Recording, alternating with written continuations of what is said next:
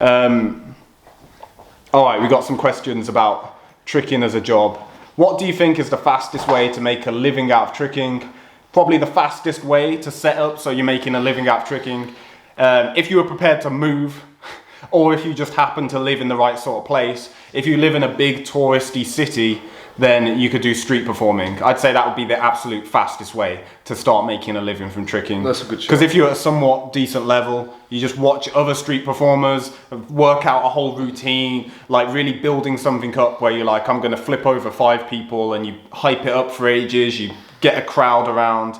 Sort of thing you'd be bad at first, but if you worked on, you get decent at it. And people do make decent money when they do it. Like, if you're in touristy spots, yeah, sure. If you're in the right place and it's the right kind of day, like in the hundreds per day, I know of people who do that. Yeah. So I'd say that's the fastest, because you don't need any qualifications. You don't need anyone to like approve you to do it. You can just go and do it as long as you're somewhat decent at flips. You say that, but you might end up getting chased off by the police. Maybe. Because you do generally need a permit to do it. Yeah. But I'm sure that can't be too difficult. Yeah. I'd say that's the easiest though. Nothing's easy, you know? If you want to make money from tricks, it's not going to be that easy. Yeah. But yeah, Danny said, but I mean like how to earn a bit of money so I can pay my bills and focus on training. Yeah, I mean that would be one way. And then just other kinds of performances. If you can become like an extra, a skilled extra, because you've got these flips, then it depends where you live as well. If you live in a big city, then that's going to be more possible. And then also coaching is one. Like doing privates, if you do one-to-ones, that can be quite a good way of making money, because yeah, it's not that much time and you can get a decent rate if you're good at it. You do need to be good at it. You do need to be good at it. That's a whole different, like being a good Or coach, just good at marketing it.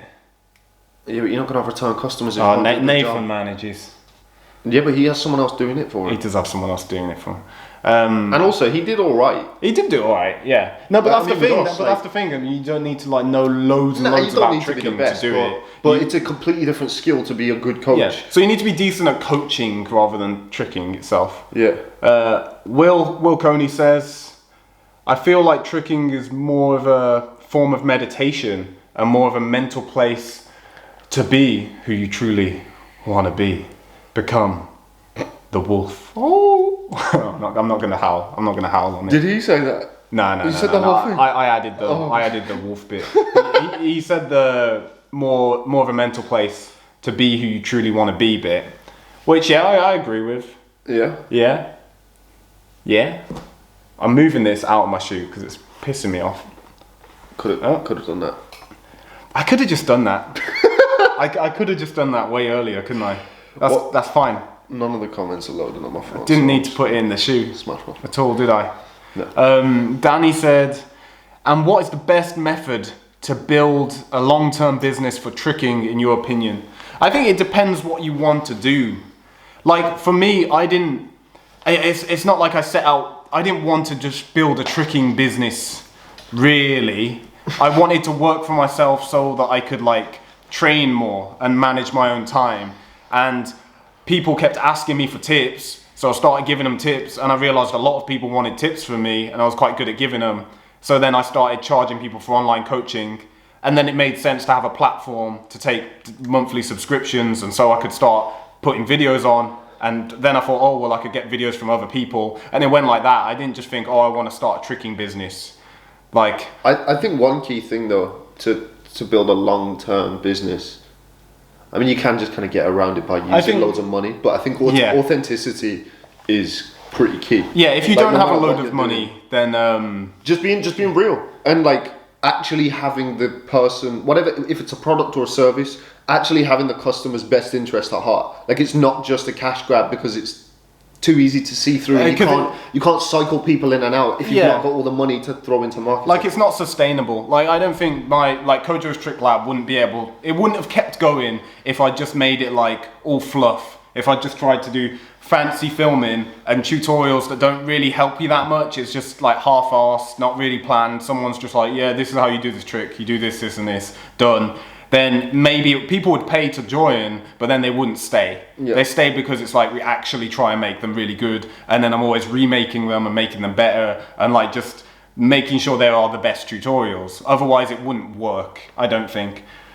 You know? Well, what's he saying here? So he said, and I don't mean for me personally, but Joe Rogan got Dave Chappelle on. Finally. yes. All right. Wow, has he watch done that that?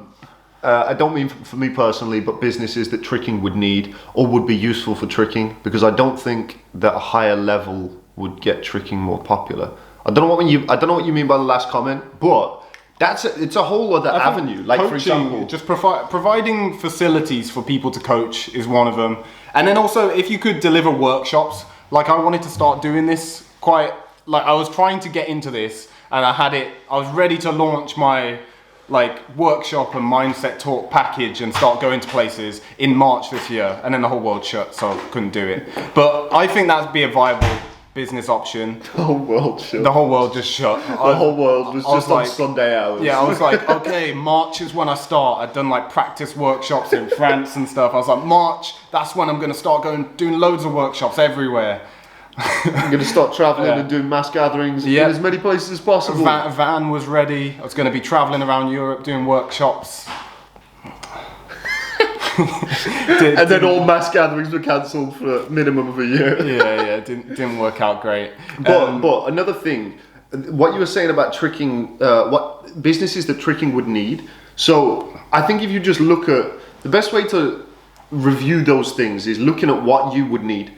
And for me, the first thing that comes to mind is rehab and body maintenance stuff. So for example, if you ended up becoming a physio type deal, and if your city or you move to a city that has a lot of trickers or a community, then you can start training. You can start rehabbing those trickers, because trickers are always injured. They've always got problems. And it's if you, let's say for example, did free sessions for people, the people that actually have the money to then do it afterwards. If you do a good enough job and you help them, anytime they're injured, you're going to be the go-to guy. And I think that's a pretty good start.